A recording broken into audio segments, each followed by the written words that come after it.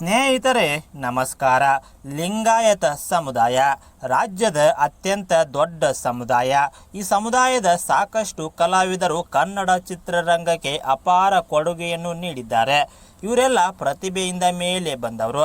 ಇವರ ಪ್ರತಿಭೆ ಮುಂದೆ ಜಾತಿ ಗೀತಿ ಮ್ಯಾಟರ್ ಆಗಲ್ಲ. ಆದರೆ ಕೆಲವೊಂದಿಷ್ಟು ಜನರು ಲಿಂಗಾಯತ ಸಮುದಾಯದ ಕಲಾವಿದರ ಬಗ್ಗೆ ಮಾಹಿತಿ ಕೊಡಿ ಅಂತ ಕೇಳಿದ್ದಕ್ಕೆ ಈ ಮಾಹಿತಿ ಹೇಳ್ತಿದ್ದೀನಿ. ಹಾಗಾದರೆ ತಡ ಯಾಕೆ, ಶುರು ಮಾಡೋಣ ಬನ್ನಿ. ನಟ ದೊಡ್ಡಣ್ಣ. ಕನ್ನಡ ಸಿನಿಮಾ ರಂಗದ ಹಿರಿಯ ಕಲಾವಿದರಾಗಿರುವ ನಟ ದೊಡ್ಡಣ್ಣನವರು 1949ರಲ್ಲಿ ಹಾಸನ ಜಿಲ್ಲೆಯ ಅರಸೀಕೆರೆ ತಾಲೂಕಿನಲ್ಲಿ ಒಂದು ಲಿಂಗಾಯತ ಕುಟುಂಬದಲ್ಲಿ ಜನಿಸಿದರು. ರಂಗಭೂಮಿ ಕಲಾವಿದರಾಗಿ ವೃತ್ತಿ ಜೀವನವನ್ನು ಆರಂಭಿಸಿದ ಬಹುಮುಖ ಪ್ರತಿಭೆ ನಟ ದೊಡ್ಡಣ್ಣನವರು 1981ರಲ್ಲಿ ಕೂಡಿ ಬಾಳಿದರೆ ಸ್ವರ್ಗ ಸುಖ ಎಂಬ ಸಿನಿಮಾದಲ್ಲಿ ನಟಿಸುವ ಮೂಲಕ ಸ್ಯಾಂಡಲ್ವುಡ್ಗೆ ಪಾದಾರ್ಪಣೆ ಮಾಡಿದರು. ಇವರು ಒಟ್ಟು 500ಕ್ಕಿಂತ ಅಧಿಕ ಸಿನಿಮಾಗಳಲ್ಲಿ ನಟಿಸುವ ಮೂಲಕ ಲೆಜೆಂಡರಿ ಕಲಾವಿದರಾಗಿ ಗುರುತಿಸಿಕೊಂಡಿದ್ದಾರೆ. ನಟ ಡಾಲಿ ಧನಂಜಯ್. ಸದ್ಯ ಸ್ಯಾಂಡಲ್ವುಡ್ನಲ್ಲಿ ಬಹುಬೇಡಿಕೆಯ ನಟರಾಗಿ ಗುರುತಿಸಿಕೊಂಡಿರುವ ನಟ ಡಾಲಿ ಧನಂಜಯರವರು 1986ರಲ್ಲಿ ಹಾಸನ ಜಿಲ್ಲೆಯ ಅರಸೀಕೆರೆ ತಾಲೂಕಿನ ಕಾಳೇನಹಳ್ಳಿಯಲ್ಲಿ ಒಂದು ಲಿಂಗಾಯತ ಮನೆತನದಲ್ಲಿ ಜನಿಸಿದರು. ಚಿಕ್ಕ ವಯಸ್ಸಿನಿಂದಲೇ ನಾಟಕ ಪಾತ್ರಗಳನ್ನು ಮಾಡುತ್ತಾ ಕಲೆಯಲ್ಲಿ ಆಸಕ್ತಿಯುಳ್ಳವರಾಗಿದ್ದಂತಹ ಧನಂಜಯರವರು 2013ರಲ್ಲಿ ಡೈರೆಕ್ಟರ್ಸ್ ಸ್ಪೆಷಲ್ ಎಂಬ ಸಿನಿಮಾದಲ್ಲಿ ನಾಯಕ ನಟರಾಗಿ ಅಭಿನಯಿಸುವ ಮೂಲಕ ಸ್ಯಾಂಡಲ್ವುಡ್ಗೆ ಎಂಟ್ರಿ ಕೊಟ್ಟರು. ಸದ್ಯ ಈಗ ಇವರು ಸ್ಟಾರ್ ನಟರಾಗಿ ಗುರುತಿಸಿಕೊಂಡಿದ್ದಾರೆ. ನಟಿ ಅದಿತಿ ಪ್ರಭುದೇವ್. ಸ್ಯಾಂಡಲ್ವುಡ್ನ ಬ್ಯೂಟಿ ಕ್ವೀನ್ ನಟಿ ಅದಿತಿ ಪ್ರಭುದೇವ್ರವರು 1994ರಲ್ಲಿ ದಾವಣಗೆರೆ ಜಿಲ್ಲೆಯಲ್ಲಿ ಜನಿಸಿದರು. ಇವರು 2016ರಲ್ಲಿ ಗುಂಡ್ಯಾನ್ ಹೆಂಡತಿ ಮತ್ತು ನಾಗಕನ್ನಿಕೆ ಎಂಬ ಸೀರಿಯಲ್ಗಳಲ್ಲಿ ನಟಿಸುವ ಮೂಲಕ ವೃತ್ತಿ ಜೀವನವನ್ನು ಆರಂಭಿಸಿದರು. ಇದಾದ ಬಳಿಕ ಅದಿತಿಯವರು 2017ರಲ್ಲಿ ಧೈರ್ಯಂ ಮತ್ತು ಬಜಾರ್ ಸಿನಿಮಾಗಳಲ್ಲಿ ನಟಿಸುವ ಮೂಲಕ ಸ್ಯಾಂಡಲ್ವುಡ್ಗೆ ಎಂಟ್ರಿ ಕೊಟ್ಟರು. ಸದ್ಯ ಈಗ ಇವರು ಸಿನಿಮಾ ರಂಗದಿಂದ ದೂರ ಉಳಿದು ಸಾಂಸಾರಿಕ ಜೀವನದಲ್ಲಿ ತೊಡಗಿದ್ದಾರೆ. ನಟಿ ರಕ್ಷಿತಾ. ಸ್ಯಾಂಡಲ್ವುಡ್ನಲ್ಲಿ ಸ್ಟಾರ್ ನಟಿಯಾಗಿ ಮಿಂಚಿದ್ದಂತಹ ನಟಿ ರಕ್ಷಿತಾರವರು 1984ರಲ್ಲಿ ಬೆಂಗಳೂರಿನಲ್ಲಿ ಜನಿಸಿದರು.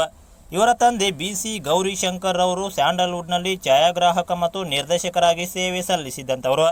ರಕ್ಷಿತಾರವರು 2002ರಲ್ಲಿ ಪುನೀತ್ ರಾಜ್ಕುಮಾರ್ ಅವರ ಅಪ್ಪು ಸಿನಿಮಾದಲ್ಲಿ ನಾಯಕ ನಟಿಯಾಗಿ ಅಭಿನಯಿಸುವ ಮೂಲಕ ಕನ್ನಡ ಸಿನಿಮಾ ರಂಗಕ್ಕೆ ಪಾದಾರ್ಪಣೆ ಮಾಡಿದರು. ಸದ್ಯ ಈಗ ಇವರು ರಿಯಾಲಿಟಿ ಶೋಗಳಲ್ಲಿ ಬ್ಯುಸಿಯಾಗಿದ್ದಾರೆ.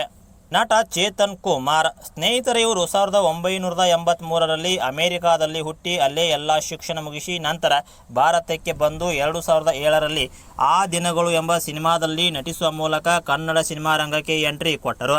ಆದರೆ ಚಿತ್ರದುರ್ಗ ಮೂಲದ ಈ ಕುಟುಂಬ ಬಹಳಷ್ಟು ವರ್ಷಗಳಿಂದ ಅಮೆರಿಕಾದಲ್ಲೇ ನೆಲೆಸಿದ್ದಾರೆ.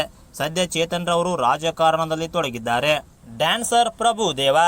ಇಂಡಿಯನ್ ಮೈಕಲ್ ಜಾಕ್ಸನ್ ಎಂದೇ ಖ್ಯಾತರಾಗಿರುವ ನೃತ್ಯ ಸಂಯೋಜಕ ಪ್ರಭುದೇವರವರು 1973ರಲ್ಲಿ ಮೈಸೂರಿನಲ್ಲಿ ಜನಿಸಿದರು. ಇವರು ಕನ್ನಡ, ತೆಲುಗು, ತಮಿಳು, ಹಿಂದಿ ಹೀಗೆ ಮುಂತಾದ ಭಾಷೆಗಳಲ್ಲಿ ಸಿನಿಮಾ ಕೊರಿಯೋಗ್ರಾಫರ್ ಮತ್ತು ನಿರ್ದೇಶಕರಾಗಿ ಕಾರ್ಯನಿರ್ವಹಿಸುತ್ತಿದ್ದಾರೆ. ನಟ ಶರತ್ ಲೋಹಿತಾಶ್ವ.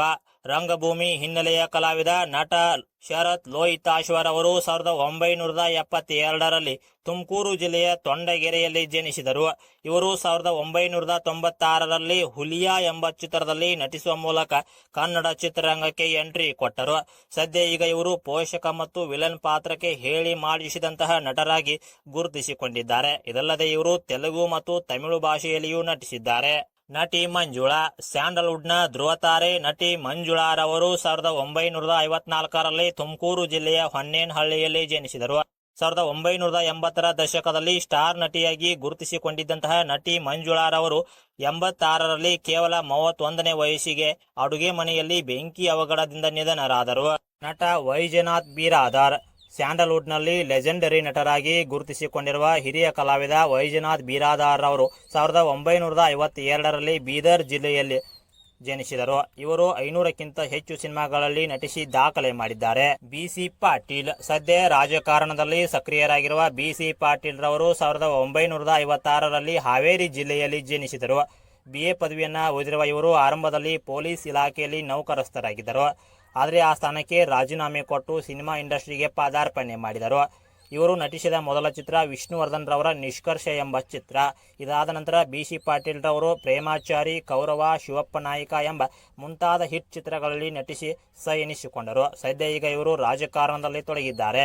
ಇಂದ್ರಜಿತ್ ಲಂಕೇಶ್ ಬೆಂಗಳೂರಿನ ಫೇಮಸ್ ಪತ್ರಕರ್ತರಾಗಿರುವ ಇವರು ಸಿನಿಮಾ ಫೀಲ್ಡಲ್ಲಿ ನಟ ಮತ್ತು ನಿರ್ದೇಶಕರಾಗಿ ಕಾರ್ಯನಿರ್ವಹಿಸಿದ್ದಾರೆ.